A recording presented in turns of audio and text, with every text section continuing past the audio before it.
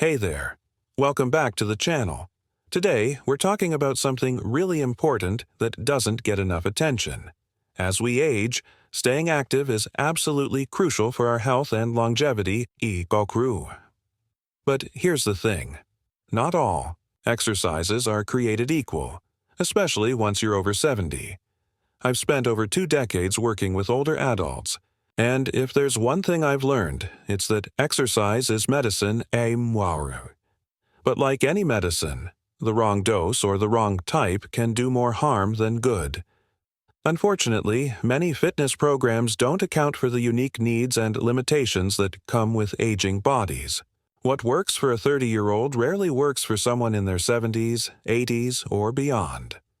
What if I told you that some of the most common exercises that people do at the gym or at home could actually be doing more harm than good for older adults? I've seen too many people suffer unnecessary injuries from exercises they thought were helping them. If you want to stay strong, mobile, and pain-free, you need to know what to avoid. Today, we're breaking down the 4 worst exercises for people over 70 and the safer, smarter alternatives that will keep you moving for years to come. And trust me. Number 4 is one that almost everyone does, but it's putting your joints at serious risk. Before we jump in, I want to make something clear. This isn't about stopping you from exercising. It's about making sure you're doing the right kinds of movement that will keep you healthy, strong, and independent. The goal is to help you stay active for many more years to come. Let's start with exercise number 1, the leg press machine. Now, I know what you're thinking. Ew. This is a staple at most gyms and seems safer than free weights, right? Unfortunately, for adults over 70, the leg press can put excessive strain on the knees and lower back. The seated position often forces your spine into an unnatural curved position, increasing the risk of disc compression. I remember working with Margaret, a 73-year-old who had been using the leg press machine for years because her trainer told her it would keep her legs strong. She came to me with chronic lower back pain that just wouldn't go away despite multiple treatments. When we examined her exercise routine, the leg press was the clear culprit. The position was forcing her spine into flexion while under load, a recipe for disc problems. Even worse, when pushing heavy weights, many seniors unconsciously hold their breath, which increases blood pressure dramatically. This combination of spinal compression and elevated blood pressure can be particularly dangerous for older adults with bone density issues or cardiovascular concerns. Instead of the leg press, try bodyweight squats with a chair for support. Stand in front of a sturdy chair with your feet shoulder-width apart. Slowly lower yourself as if sitting down, but stop before you fully sit, and then stand back up. This exercises the same muscle groups but allows for natural movement patterns and eliminates the dangerous spinal compression. Another great alternative is resistance band leg presses. Sit in a chair, loop a resistance band around one foot, and hold the ends in your hands. Extend your leg forward against the resistance of the band. This provides muscle-building benefits without the joint strain. Now let's move to exercise number 2, traditional sit-ups and crunches. These exercises have remained popular for decades, but they're actually some of the worst choices for older adults. The repeated flexing of the spine can cause excessive pressure on the discs in your lower back, potentially leading to herniation or aggravating existing back problems. Let's look at the science behind this for a moment. According to research from Dr. Stuart McGill, a leading spine biomechanics expert, the human spine only has so many flexion cycles before experiencing damage. It's like bending a credit card back and forth. Do it enough times, and it will break. As we age, our discs naturally lose some of their water content and become less resilient, making this repetitive flexion even more problematic. Furthermore, many people unconsciously pull on their neck during these exercises, straining the cervical. spine, and potentially causing headaches or more serious injuries. The risk simply isn't worth the reward, especially when there are much safer alternatives for core strengthening. Instead, try seated core twists.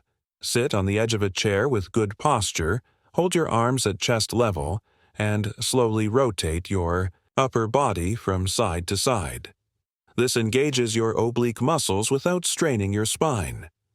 Another excellent alternative is pelvic tilts. Lie on your back with knees bent and feet flat on the floor. Gently tilt your pelvis so your lower back presses into the floor. Hold for a few seconds, then release. This strengthens the deep core muscles that support your spine without the harmful movements of traditional crunches. The third exercise to avoid is running on a treadmill. Now, this one might surprise some of you, but it's particularly important for those over 70. Running creates significant impact forces EQ up to 3 times your body weight with each step. This repetitive pounding can accelerate joint wear and tear, especially in the knees, hips, and ankles. I had a client named Robert who was a lifelong runner. He ran marathons in his 40s and 50s and was determined to keep running into his 70s. He switched to a treadmill thinking it would be gentler than pavement, but within 6 months he developed severe knee pain. The MRI showed significant meniscus wear. The consistent pounding on the hard, unforgiving surface of the treadmill had accelerated the breakdown of his knee cartilage. The treadmill adds another layer of risk because the moving belt can cause balance issues. Even a minor stumble can lead to a serious fall. Additionally, the consistent hard surface doesn't provide the natural variation that helps joints stay healthy. Better alternatives include brisk walking on even ground, which provides excellent cardiovascular benefits without the harsh impact. Walking outdoors on natural surfaces like grass or dirt paths is even better, as the varying terrain gently challenges your balance and proprioception. If you prefer indoor exercise, the elliptical machine or a stationary bike offers excellent, low-impact cardio workouts. These options elevate your heart rate while minimizing stress on your joints. Swimming and water aerobics are also fantastic choices that provide resistance without impact. Now, for the fourth and perhaps most surprising exercise to avoid, heavy overhead presses. This includes any exercise where you're pushing weight directly, overhead, whether it's with dumbbells, barbells, or machines. Many people incorporate these into their routine without realizing the potential risks. What makes this exercise particularly problematic is that many older adults already have some degree of shoulder impingement due to lifetime wear and tear, even if they're not experiencing symptoms yet. When you add the stress of overhead weights, you're essentially grinding already irritated tissues against each other, which can quickly lead to inflammation and pain. For adults over 70, overhead presses can be particularly problematic because they put extreme pressure on the shoulder joints, which tend to become more vulnerable with age. The rotator cuff muscles, which stabilize the shoulder joint, naturally weaken over time and can be easily injured under heavy loads. Even more concerning is the strain these exercises put on the spine, especially the cervical vertebrae in your neck. When pressing weights overhead, many people unconsciously jut their chin forward or arch their back, creating dangerous compression forces on these delicate structures. Instead, try seated resistance band shoulder presses. Sit in a chair. Place a resistance band under your feet and push up against the band's resistance. This provides the strengthening benefits without the dangerous joint compression. Wall push-ups are another excellent alternative. Stand facing a wall at arm's length, place your hands on the wall at shoulder height, and perform a push-up motion against the wall. This strengthens the shoulders, chest, and arms without putting your joints at risk. Now that we've covered what to avoid, let's talk about what you should be doing. The best exercise program for adults over 70 should focus on 4 key areas: strength, balance, flexibility, and cardiovascular health. Before we dive into specific recommendations, I want to emphasize that the goal of exercise in your later years should shift somewhat. While maintaining muscle mass and cardiovascular health remain important, the primary focus should be on functional fitness, judo, movements that directly translate to maintaining your independence and quality of life. Every exercise you do should have a clear connection to activities of daily living. For strength training, resistance bands are your best friend. They provide progressive resistance throughout the entire movement and are much gentler on joints than free weights. Simple bodyweight exercises like modified squats, wall push-ups, and seated rows are also excellent options. One of my clients, Eleanor, transformed her fitness level using just resistance bands and bodyweight exercises. At 82, she went from needing help to get out of a chair to being able to play with her great-grandchildren on the floor, all without ever lifting a traditional weight. The key was consistency with appropriate exercises that challenged her muscles without stressing her joints. Balance work is absolutely critical for preventing falls, which become increasingly dangerous as we age. Try simple exercises like standing on one foot while holding onto a counter, walking heel to toe in a straight line, or gentle yoga poses that challenge your stability. Did you know that 1 in 4 Americans aged 65+ falls each year, and falls are the leading cause of fatal and non-fatal injuries in older adults? This isn't meant to frighten you, but to emphasize just how important balance training is. Even just 5 minutes a day of dedicated balance practice can significantly reduce your fall risk. Start with supported exercises and gradually challenge yourself as your confidence grows. For flexibility, focus on gentle, static stretching. Hold each stretch for 20 to 30 seconds without bouncing. Pay special attention to your hips, shoulders, and spine, as these areas tend to tighten with age and can limit your functional movement. Cardiovascular exercise doesn't have to be intense to be effective. Aim for 30 minutes of moderate activity most days of the week. Walking, swimming, or cycling are all excellent choices that elevate your heart rate without stressing your joints.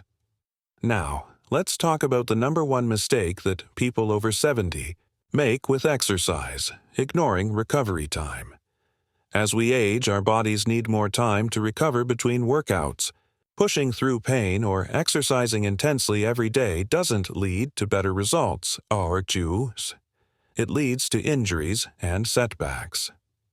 This was a hard lesson for David, a 75-year-old former athlete who came to me frustrated that his exercise routine wasn't working anymore. He was still trying to work out 6 days a week like he did in his 50s, but was constantly fighting nagging injuries and fatigue. When we reduced his workout frequency to 3 to 4 days a week with dedicated recovery days in between, his energy improved. His chronic shoulder pain decreased, and ironically, he started seeing better results in terms of strength and endurance. Listen to your body. Mild muscle soreness is normal, but sharp pain is a warning sign. Alternate between different types of exercise to allow specific muscle groups to recover. Include at least 1 or 2 complete rest days in your weekly routine. Proper warm-up and cool-down are non-negotiable. Take 5 to 10 minutes before exercise to gently increase your heart rate and warm your muscles. After your workout, spend another 5 to 10 minutes stretching to maintain flexibility and reduce soreness. A good warm-up for older adults should include dynamic movements that mirror the exercises you'll be doing, just at a lower intensity. For example, before doing chair squats, start with gentle knee lifts and small hip hinges to prepare those movement patterns.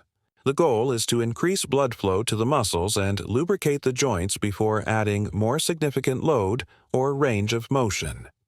For your cool-down, focus on the muscle groups you've just worked. Hold each stretch for at least 30 seconds. Breathing deeply and relaxing into the stretch. This is also a great time to practice mindfulness, paying attention to how your body feels and celebrating what you've accomplished in your workout. Remember that consistency trumps intensity. A moderate workout that you can do regularly is far better than an intense session that leaves you too sore or injured to exercise for the next week. Think of exercise as a long-term investment in your health, not a race to see quick results. Hydration becomes even more important as we age. Drink water before, during, and after exercise, even if you don't feel particularly thirsty. Dehydration can affect your balance, energy levels, and recovery time. Before I wrap up, here's one more crucial point. Always check with your doctor before starting any new exercise program, especially if you have existing health conditions like heart disease, arthritis, or osteoporosis. They can help you understand your specific limitations and might recommend working with a physical therapist or certified senior fitness specialist. And speaking of specialists, I highly recommend seeking out a trainer who has specific certifications in working with older adults. Look for credentials like ACE Senior Fitness Specialist, ACSM Exercise is Medicine, or NASM Senior Fitness Specialist. These professionals understand the unique considerations of exercise for aging bodies and can design safe, effective programs tailored to your specific needs and goals. Another option is to look for community programs specifically designed for older adults. Many YMCAs, senior centers, and community recreation departments offer excellent classes like Silver Sneakers, Enhance Fitness, or Tai Chi for arthritis.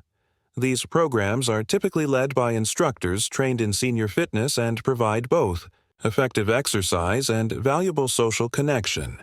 The goal isn't to stop exercising. It's to do it smarter so you stay active, independent, and pain-free for life. By avoiding these 4 dangerous exercises and focusing on safer alternatives, you're setting yourself up for better mobility, stronger muscles, and more years of independent living. I want to share one final thought that I believe is crucial for everyone to understand. It's never too late to start exercising, and the benefits of appropriate exercise continue throughout life. Studies have shown that even people in their 90s can gain significant strength, improve balance, and enhance their quality of life through regular physical activity. The key is finding the right activities, ones that are safe, enjoyable, and sustainable for your unique body. Exercise shouldn't be a punishment or something you dread. It should be a celebration of what your body can do, a way to maintain your independence, and ideally, something that brings you joy. If you found this information helpful, please give this video a thumbs up and hit that subscribe button so we can stay healthy together. Hitting that notification bell will ensure you never miss our weekly fitness tips for older adults. Share this with someone you know who might benefit from these tips. It could literally save them from painful and unnecessary injuries. In the comments below, let me know which of these dangerous exercises surprised you the most, or if you have any questions about safer alternatives. I try to respond to every comment, and your questions often inspire future videos. If you have specific health concerns or conditions that affect your exercise choices, let me know that too. We're building a supportive community here where everyone can learn from each other's experiences. Thank you for watching, and I'll see you in the next video. Remember, it's never too late to move better and feel better.